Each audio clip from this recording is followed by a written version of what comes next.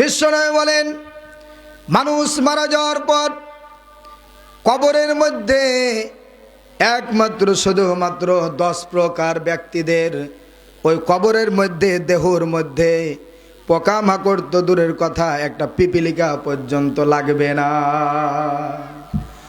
10টা গুণ যাদের মধ্যে থাকবে, 10 কোয়ালিটির মানুষের মধ্যে ওই তালিকার মধ্যে যারা থাকবে, এরা কবরে যাওয়ার পরে তাদের আত্মাটাও শান্তির মধ্যে থাকবে, রুহটাও শান্তির মধ্যে থাকবে, দেহটাও শান্তির মধ্যে থাকবে।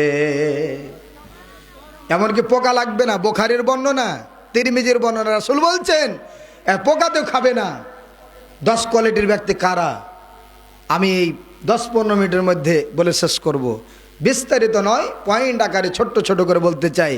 আর একটু মিলাবো যে 10টা পয়েন্টের মধ্যে আমাদের অপশানগুলো আছে না অপশানগুলো চলে গেছে। 1 নাম্বার দেখেন, কবরের মধ্যে কোন লাশটা মাটিতে খাবে না, পোকাও লাগবে না, পিপিলিকাও লাগবে না, সাপ বিচ্ছুও লাগবে না। যেমন কবরে রাখবে, অক্ষত অবস্থায় টাটকা হয়ে কবরে সেইভাবেই থেকে যাবে। সুবহানাল্লাহ। 1 নাম্বার কাদের লাশটা পচবে না, গলবে না, মাটিতে খাবে না, পোকাও লাগবে না। 1 নাম্বার 1 কোয়ালিটি, যেটা প্রথম কোয়ালিটির, সেটা হচ্ছে নবী রাসূলদের। সুবহানাল্লাহ বলেন। নবী রাসূলদের লাশ যেমন রাখা হয়েছিল তেমনই আছে। এটা কি নিয়ে আমাদের সন্দেহ আছে?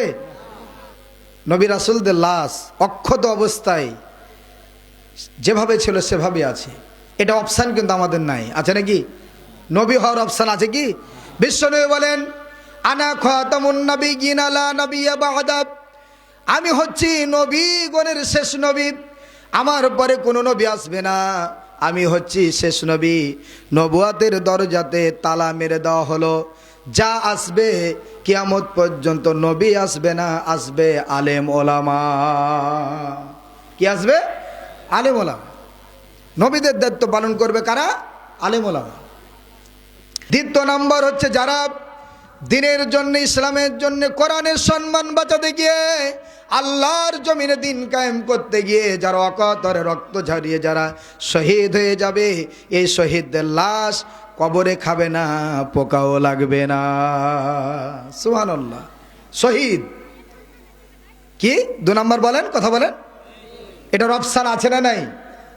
এই যে কথা বলছেন না, মন খারাপ হয়ে যে মিলাদ শুনতে এনো আল্লাহুম্মা সাল্লাল্লাহু কবি হুজুর বলছে কি? এটা আমরা শহীদ হতে চাই না? বিশ্বনবী পর্যন্ত 5 ওয়াক্ত নামাজে দোয়া করতেন, আল্লাহুম্মা রযুকনি শাহাদাতান ফি সাবিলি। কথা ঠিক কিনা? হে আল্লাহ আমাকে শহীদ মৃত্যু দিয়েন। উমরও দোয়া করেছে, আল্লাহ আমাকে শহীদ মৃত্যু দিয়েন।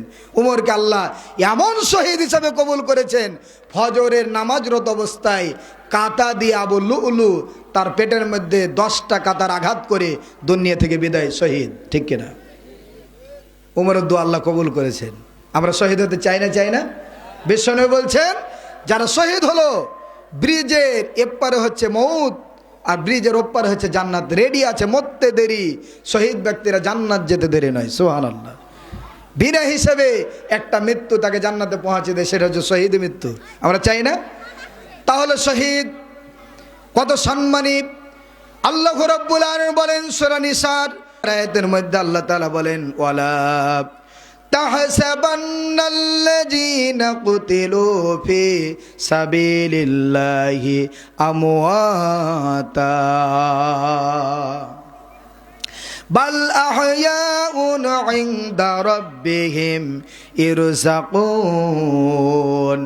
আল্লাহ বলছেন, যারা আমার দিনের জন্য, ইসলামের জন্য, কোরআনের সম্মান রক্ষা করতে গিয়ে রক্ত ঝরিয়ে যারা শহীদ হয়ে যাবে, এদেরকে তোমরা মৃত বলো না, বাল আহইয়াউন ইনদা রাব্বিহিম, মূলত তারা মৃত নয়, তারা জীবিত। সুবহানাল্লাহ। আমরা ভাবি, আমরা বলি লোকটা মারা গিয়েছে। আল্লাহ বলছেন কোরআন আয়াত দিয়ে, লোকটা মারা যায়নি, তারা জীবিত আছে। সুবহানাল্লাহ বলেন। শুধু তাই নয়, তারপরে অংশ বলছেন, বাল আহইয়াউন ইনদা রাব্বিহিম ইরযাকুন, শুধু তারা কবরের মধ্যে জীবিত তা নয়, জীবিত তা নয়, সম্মানের খাতিরে জান্নাত থেকে রিজিকের ব্যবস্থা কবরে করে দেওয়া হয়। আল্লাহু আকবার। তারা জীবিত, আবার কবরের মধ্যে জান্নাতের নিয়ামত দিয়ে তারা ধন্য হয়ে যায়। এটা আমরা চাই না, চাই না? তাহলে শহীদের লাশটা মাটিতে খাবে না, পচন ধরবে না, পোকাও লাগবে না, যেমন লাশটা রেখেছিল অক্ষত অবস্থায় সে লাশ থেকে যাবে।